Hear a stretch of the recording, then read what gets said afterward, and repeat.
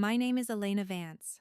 At 29, I've built a life in Seattle on a foundation of absolute precision. As an operations manager for a medical supply chain, I live by a singular code.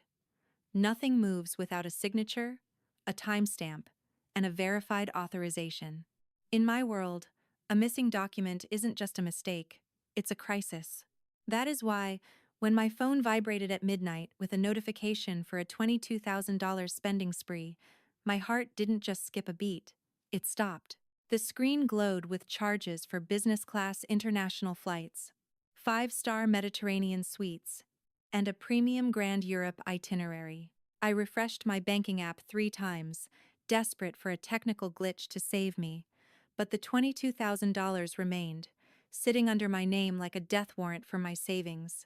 Before I could even process the shock, my phone rang. It was my mother, Beatrice.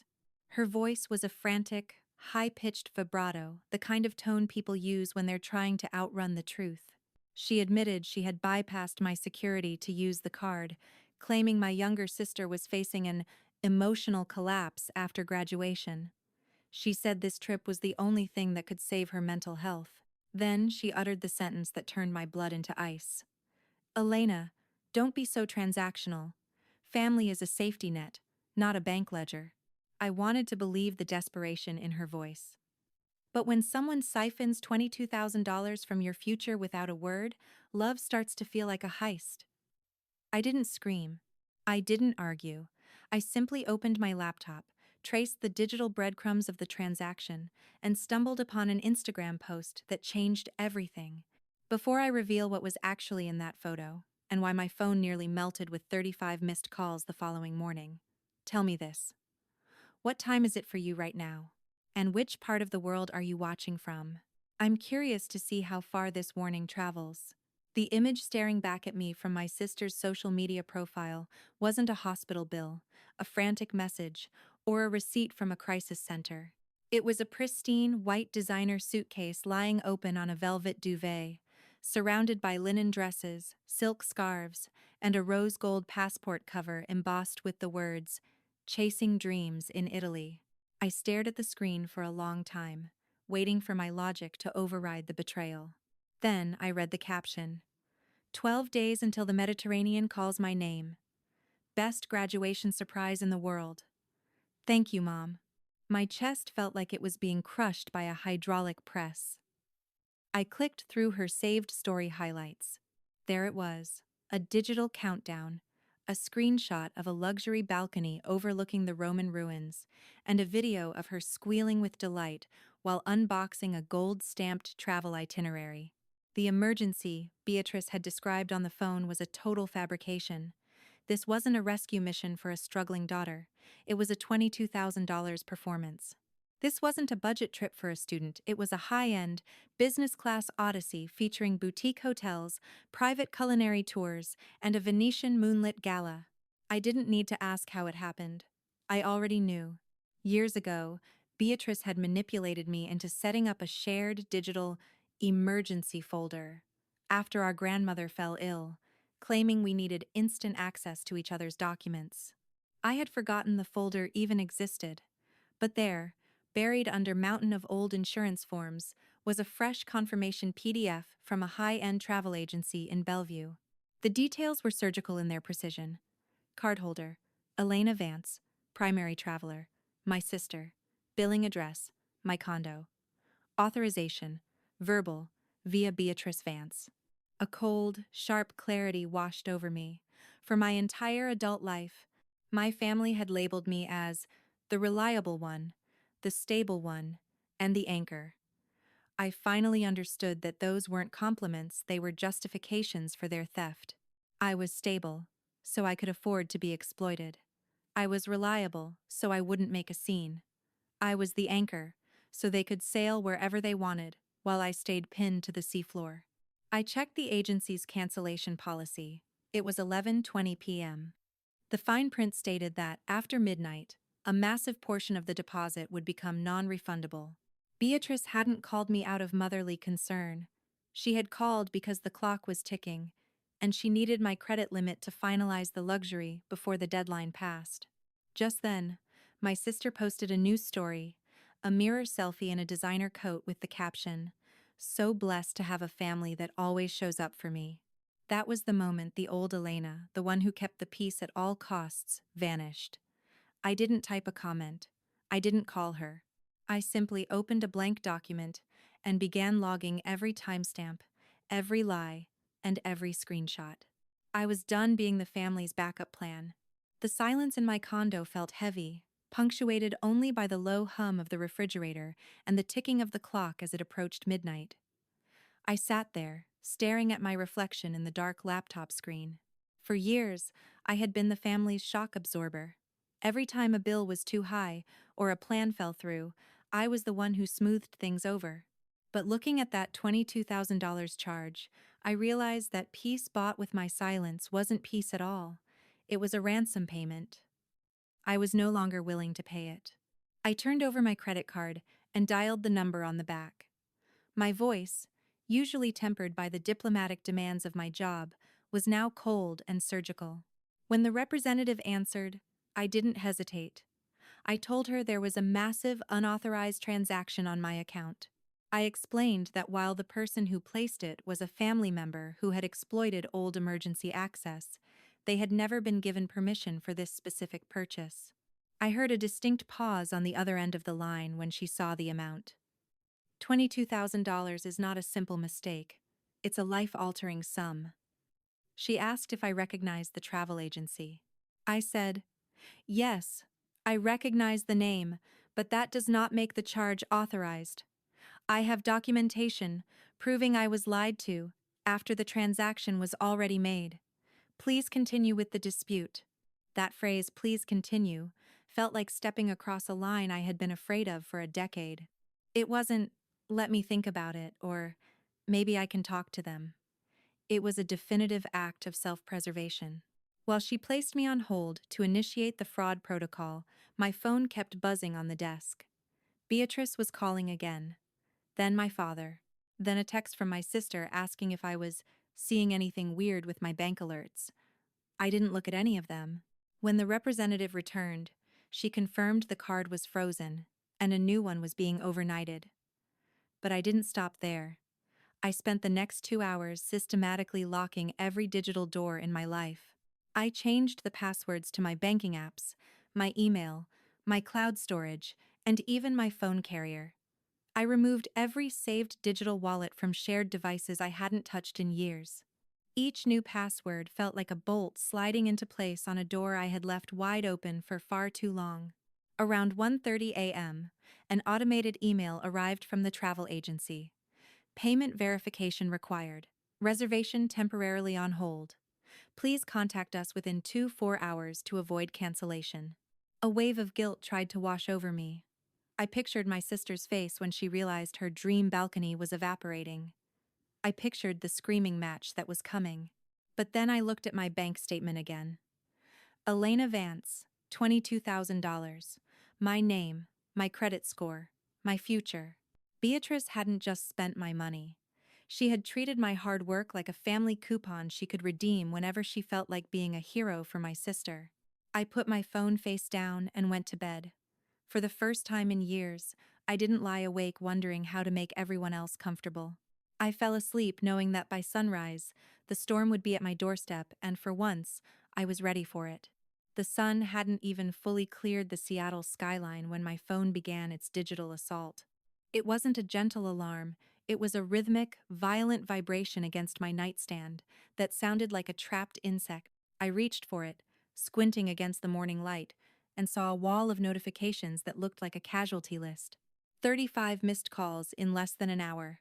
My mother, my sister, my father, an endless loop of frantic attempts to reach me. Then came the voicemails. The first one was my sister, her voice so thick with hysterical sobbing that the words were barely recognizable. "Elena, what did you do? The agency just emailed. The flights are gone. The hotel says the payment failed. Why would you do this to me? How can you be so cruel?" The second was Beatrice. There were no tears in her voice, only a sharp, serrated edge of authority. "Elena Vance, call the bank this instant. Tell them it was a mistake." You are about to humiliate this family and ruin your sister's future over a petty dispute. Fix it now, or don't bother calling me back. The third was my father, sounding small and weary. Elena, your mother says there's a problem with your card. She's saying you're trying to cancel the graduation gift. Call me. Let's talk this through. I sat on the edge of my bed, the silence of my room contrasting sharply with the chaos in my palm. I felt a strange, cold calm. The storm I had anticipated hadn't just arrived, it was trying to blow my door down. I made a cup of coffee, watched the steam rise for a few minutes, and let the phone ring 3 more times before I finally answered. Beatrice didn't even wait for a greeting. What did you tell the bank? Why is the reservation on hold? I took a slow sip of coffee. Good morning to you too, Mother. This isn't the time for your sarcasm, she snapped. The agency is threatening to release the rooms. Your sister is in a state of collapse. You need to reverse that dispute immediately. Tell them you authorized it. I have one question, I said, my voice steady. What was the emergency? There was a silence on the other end, a heavy, suffocating pause that lasted only 2 seconds but confirmed everything. Don't start with the interrogation, she finally said, her voice dropping to a low hiss. Your sister has been under immense pressure. She's been fragile since graduation. She needed something beautiful to look forward to so she could find her feet. I almost let out a hollow laugh. A $22,000 luxury tour of Venice and Rome is not a medical emergency, Beatrice. It's a vacation I didn't agree to fund. That's when my sister must have grabbed the phone, because her voice exploded into the call, high and frantic. I can't believe you're this jealous. You're literally stealing my graduation gift because you can't stand to see me happy. It wasn't a gift from Mom, I countered. It was a theft from me. She used my name and my credit without asking. Beatrice jumped back in. We were going to pay you back. How dare you talk about theft after everything I've sacrificed for you? I fed you, I clothed you, I gave you a home. You chose to be a parent, I replied, the words feeling like iron. That doesn't give you a lifetime subscription to my bank account. And Beatrice? I saw the Instagram posts. The white suitcase. The Europe Girl Summer Countdown. The luxury balcony. The line went dead quiet. I could hear them breathing on the other end. Finally, my mother whispered, You were spying on her? She posted it for the world to see. I said, You lied in private. There's a difference. I'm not reversing the dispute. Don't call me again until you're ready to apologize. I hung up before she could respond. My hands were shaking, but for the first time in my life, it wasn't from fear. It was from the sheer, electric shock of finally choosing my own side. By noon that day, my family's group chat had transformed into a digital courtroom, and I had been cast as the lead villain in a script I didn't write. My mother fired the first shot. It is a dark day when a daughter chooses to destroy her sister's future over a simple misunderstanding. Elena's resentment has finally cost this family its peace. Then came the crying selfie from my sister.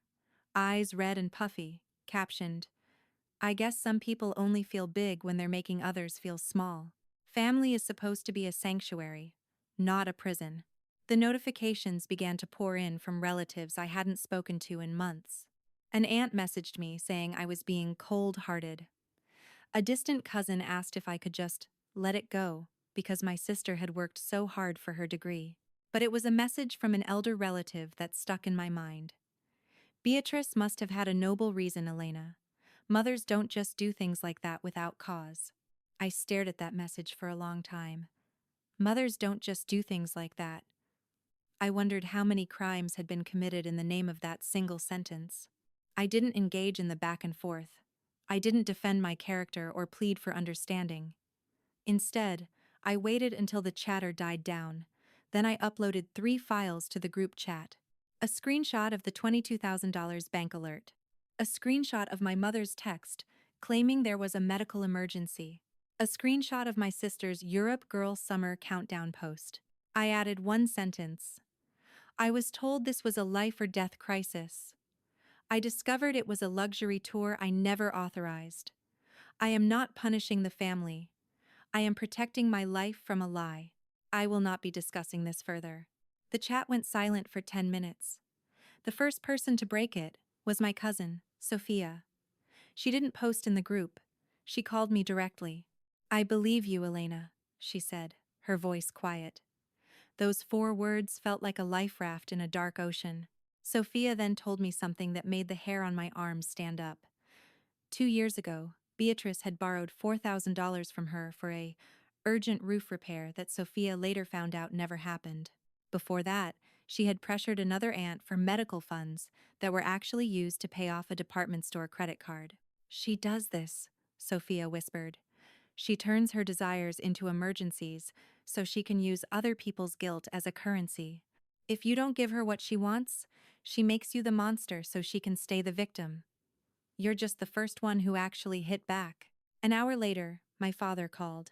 He sounded like a man who had just woken up in the middle of a wreckage. Elena, he said, his voice cracking. I didn't know it was 22,000. She told me it was a small graduation gift you had agreed to split with us. The realization hit me. Beatrice hadn't just lied to me. She had edited the entire reality of the situation for my father, too. She had been playing all of us like instruments in a symphony of her own making. My father hung up, promising to look into the bank statements he had ignored for years. For the first time, the reliable daughter wasn't standing alone. The official cancellation notice from the travel agency arrived on a Tuesday afternoon.